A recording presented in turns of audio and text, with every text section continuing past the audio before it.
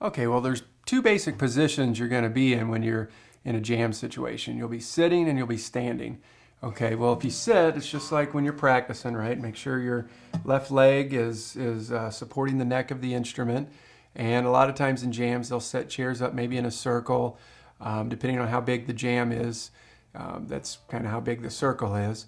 But in other situations, maybe like festivals or times where you might want to be walking around more instead of just sitting in one place, you'll need to be playing with a strap and you'll need to be comfortable playing standing up. So let's talk about playing standing up. Okay, so we've got the instrument now, and I wanted to show you just some pointers on, balancing it out, the height, up and down, and where to put your arm. Okay, the first thing is your right arm. Okay, see how you have this strap here? Okay, you don't put it like this. You don't put your arm like that over the strap. It's actually kind of weird. You're going to put your arm under the strap and then kind of lock that arm in to your instrument, just like that. So see how that is on top of your forearm now? So once again, I have the strap on like this, and on my right hand, my picking hand, I'm just going to take it and put it under that strap. Now, height of your instrument, okay? A good rule of thumb is to feel your elbows, right? So it shouldn't be up too high and it shouldn't be down too low, right? A good rule of thumb is just if your arms naturally fall just like that, if you can see, just like that. See how my elbows are just slightly bent, but it's just a real relaxed way right there. Okay, they're not up like this, I'm not playing like that. I'm not reaching real far down. It's just they just naturally fall, and that seems to be a good position for me at least.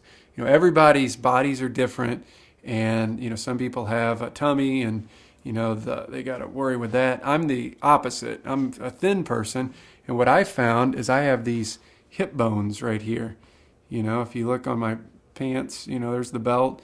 Basically, I have a hip bone right there, and what I do is I take this bottom curve right here, that part, and I'm going to put that basically right under that hip bone, which that hip bone's right under my belt. Okay, just right above my pocket there, but right under the belt, that hip bone, and I lock that curve in, that curved part, right into my hip bone, and my right foot is kind of out in front, and I get it basically level, and to me that feels really comfortable. Lock my arm under the strap.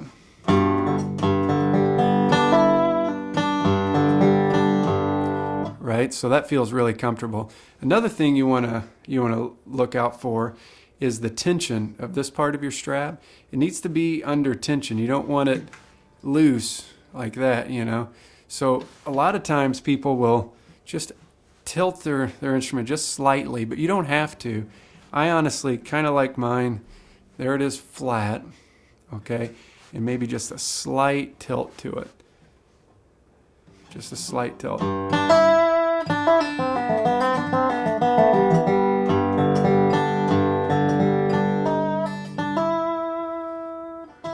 Because what you want is when you're doing these hammer-ons and pull-offs, you don't want your neck bouncing up and down, right? You want it to be fairly secure there to where it's not doing a lot of bouncing. Okay, so keep this part tight. Okay, and another thing is instead of having your instrument back like that, you can even angle it, tilt it this way just a little bit to where it's pointing more out. Like if that's the audience out there, it's tilting and it's pointing more towards them. So I get that just comfortable. And it takes me a little while to get used to this strap, to be honest, and I think it will you too. I mean, it's really a personal thing because everybody's bodies are different, and their arms are different length, their tummies are different size. So just really work with adjusting this right here, this part. Adjust the length of the strap this way, on this side, and then you have an adjustment here for the other side of the strap. So it took me a long time to get what I feel like is a really nice balanced way of wearing my strap. And as I look at it on camera here, it looks like it's pretty straight. You know, I tilt it just a little bit, but basically what that does is that allows that curved part right here to kind of lock right in, right under my hip bone. And then I make sure this part's real tight. You know, keep tension on it there. And to me, that's a pretty comfortable way of wearing my strap. Okay. Now, if you look at Josh Graves, old photos of him, you know, he gets, you know, wears it real weird, about like that. But I think that has to do more with, you know, they used one microphone, and he was trying to get that his instrument, you know, right up there, right next to that microphone. But if you see Rob Ickes and Jerry Douglas and those guys, it looks pretty natural, you know. It's not too high, not too low, and that's where I feel like it's pretty comfortable, right under your belt, right there, and just lock that curved part in under the hip bone. Keep it fairly straight, maybe even slightly angled just a bit, and tilt it down just a hair. And that seems pretty comfortable to me. But what you want to do too is keep your arms real loose. You know, even when you're playing, you know, always pay attention to your elbow and your forearm and your whole arm, and make sure everything's pretty loose. You know, that you're not, you're not full of a lot of tension and whatnot. Keep your left arm real loose. That elbow should just fall naturally right on the strings there. And just curve your wrist just a little bit.